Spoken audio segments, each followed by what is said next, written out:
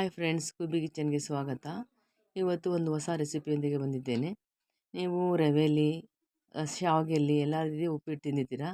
ಇವತ್ತು ನಾನು ಮಾಡುವಂತಹ ಉಪ್ಪಿಟ್ಟು ಅಕ್ಕಿ ಉಪ್ಮಾ. ಇದನ್ನು ಮಾಡುವ ವಿಧಾನ ನೋಡೋಣ ಬನ್ನಿ. 2 table spoon oil, 1 table spoon ಸಾಸಿವೆ, 1 ಟೇಬಲ್ ಸ್ಪೂನ್ ಜೀರಿಗೆ, 1 ಟೇಬಲ್ ಸ್ಪೂನು ಕಡಲೆಬೇಳೆ, 1 ಟೇಬಲ್ ಸ್ಪೂನು ಉದ್ದಿನಬೇಳೆ, ರುಚಿಗೆ ತಕ್ಕಷ್ಟು ಉಪ್ಪು, ಕರಿಬೇವಿನ ಸೊಪ್ಪು 2 ಕಡ್ಡಿ, 4 ಮೆಣಸಿನ್ಕಾಯಿ ತುಂಡು ಮಾಡಿ ಇಟ್ಕೊಂಡಿರೋದು, 2 ಈರುಳ್ಳಿ ಚಿಕ್ಕದಾಗಿ ಕಟ್ ಮಾಡ್ಕೊಂಡಿರೋದು, 1 ಟೊಮಟೊ ಚಿಕ್ಕದಾಗಿ ಕಟ್ ಮಾಡ್ಕೊಂಡಿರೋದು, 1 ಒಳಗೆ ಕಾಯಿನ ತುರಿದು ಒಂದು ಬೌಲಲ್ಲಿ ಹಾಕ್ಕೊಂಡು ಇಟ್ಕೊಂಡಿದ್ದೀನಿ. ಇದಕ್ಕೆ ಇಂಪಾರ್ಟೆಂಟ್ ಏನಪ್ಪ ಅಂದರೆ ಕಾಯಿ ಈರುಳ್ಳಿ ಜಾಸ್ತಿ ಹಾಕಿದ್ರೆ ಚೆನ್ನಾಗಿರುತ್ತೆ. ಅಕ್ಕಿನ ಹುರಿದು ಇಟ್ಕೊಂಡಿದ್ದೀನಿ 1.5 ಗ್ಲಾಸಷ್ಟು. ಆಮೇಲೆ ಈಗ ಒಂದು ಗ್ಯಾಸ್ ಮೇಲೆ ಒಂದು ಪ್ಯಾನ್ ಇಟ್ಬಿಟ್ಟು ಎಣ್ಣೆ ಹಾಕಬೇಕು. ಎಣ್ಣೆ ಕಾದ ನಂತರ ಸಾಸಿವೆ ಹಾಕ್ಬೇಕು. ಸಾಸಿವೆ ಚಟಪಟ ಅನ್ನೋವರೆಗೂ ವೆಯ್ಟ್ ಮಾಡಬೇಕು. ಸಾಸಿವೆ ಚಟಪಟ ಆದಮೇಲೆ ಜೀರಿಗೆ ಹಾಕಬೇಕು. ಜೀರಿಗೆ ಚೆನ್ನಾಗಿ ಕಾದ್ಮೇಲೆ ಈಗ ಕಡಲೆಬೇಳೆ ಹಾಕಾದ್ಮೇಲೆ ಚೆನ್ನಾಗಿ ಫ್ರೈ ಮಾಡ್ಕೋಬೇಕು.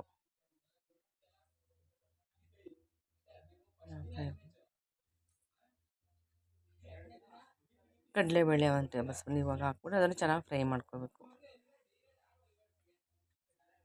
ಈ ಥರ ಉಪ್ಪಿಟ್ಟು ಮಾಡ್ಕೊಳ್ಳಿ, ತುಂಬ ಚೆನ್ನಾಗಿರುತ್ತೆ. ನೀವು ಎಲ್ಲ ಥರ ಉಪ್ಪಿಟ್ಟು ತಿಂದಿರ್ತೀರ. ಇವಾಗ ಮೆಣಸಿನ್ಕಾಯಿ ಹಾಕ್ಕೋಬೇಕು. ಮೆಣಸಿನ್ಕಾಯಿ ಚೆನ್ನಾಗಿ ಫ್ರೈ ಆದಮೇಲೆ ಕರಿಬೇವಿನ ಸೊಪ್ಪು ಹಾಕೋಬೇಕು. ಹಸಿಮೆಣ್ಸಿನ್ಕಾಯಿ ನೀವು ಯೂಸ್ ಮಾಡಿದ್ರೆ ಹಸಿಮೆಣ್ಸಿನ್ಕಾಯಿ ಹಾಕ್ಕೊಳ್ಳಿ, ಬೇಡ ಅಂದರೆ ಒಣಮೆಣ್ಸಿನ್ಕಾಯಿ. ನಾನು ಒಣಮೆಣ್ಸಿನ್ಕಾಯಿ ಯೂಸ್ ಮಾಡಿ. ಇವಾಗ ಈರುಳ್ಳಿ ಹಾಕ್ಕೊಂಡು ಬ್ರೌನ್ ಕಲರ್ ಬರೋವರೆಗೂ ಫ್ರೈ ಮಾಡ್ಕೋಬೇಕು. ಕೆಂಪಗಾಗಬೇಕು ಈರುಳ್ಳಿ. ಇವಾಗ ಟೊಮಟೊ ಹಾಕ್ಕೋಬೇಕು. ಟೊಮಟೊ ಹಾಕ್ಕೊಂಡು ಅದನ್ನು ಸ್ವಲ್ಪ ಫ್ರೈ ಮಾಡ್ಕೋಬೇಕು. ಟೊಮಟೊ ಬೇಡ ಅಂದರೆ ನೀವು ಲೆಮನ್ ಯೂಸ್ ಮಾಡ್ಬೋದು.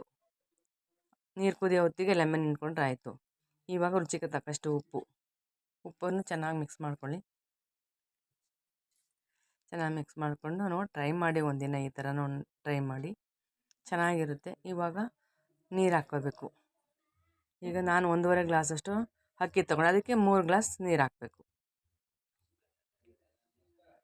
ಈ ಥರ ಮಾಡ್ಕೊಳ್ಳಿ, ಚೆನ್ನಾಗಿರುತ್ತೆ. ಒಂದಿನ ಡಿಫ್ರೆಂಟಾಗಿರುತ್ತೆ. 3 ಗ್ಲಾಸ್ ನೀರು ಹಾಕಿದ್ದೀನಿ. ಇದು ಚೆನ್ನಾಗಿ ಕುದಿಯೋಕ್ಕೆ ಬಿಡಬೇಕು. ಸ್ವಲ್ಪ ಕುದಿಯೋ ಹೊತ್ತಿಗೆ ಉಪ್ಪು ಟೇಸ್ಟ್ ನೋಡ್ಕೊಳ್ಳಿ, ನಿಮಗೆ ಬೇಕಂದರೆ ಹಾಕ್ಕೋಬೋದು. ನೀರು ಕುದಿಯೋ ಹೊತ್ತಿಗೆ ಕಾಯಿ ಹಾಕ್ಕೋಬೇಕು. ಕಾಯಿ ಹಾಕ್ಕೊಂಡು ಚೆನ್ನಾಗಿ ಮಿಕ್ಸ್ ಮಾಡಬೇಕು. ಚೆನ್ನಾಗಿ ಮಿಕ್ಸ್ ಮಾಡಿ ಕುದೀತಾ ಇರಬೇಕು. ಸ್ವಲ್ಪ ಕುದಿಯಾಕ್ಬಿಟ್ಟು ಉಪ್ಪು ನೋಡ್ಕೊಳ್ಳಿ. ಆಮೇಲೆ ಕುದಿಯೋ ಹೊತ್ತಿಗೆ ಅಕ್ಕಿ ಹಾಕಿ ಚೆನ್ನಾಗಿ ಮಿಕ್ಸ್ ಮಾಡಬೇಕು. ಮಿಕ್ಸ್ ಮಾಡಿ ನೋಡಿ, ಒಂದಿನ ಟ್ರೈ ಮಾಡಿ. ಎಲ್ಲ ಥರ ಉಪ್ಪಿಟ್ಟು ತಿಂದಿರ್ತೀರ.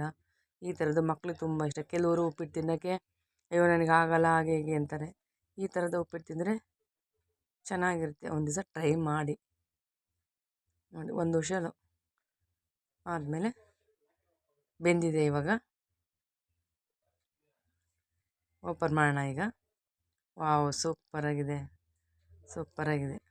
ನೋಡಿ ಫ್ರೆಂಡ್ಸ್, ಚೆನ್ನಾಗಿದೆ. ನೋಡಿ ಮಾಡ್ಕೊಳ್ಳಿ ಒಂದಿನ ಈ ಥರ. ಎಲ್ಲ ಥರದ್ದು ಉಪ್ಪಿಟ್ಟು ತಿಂದಿರ್ತೀರ.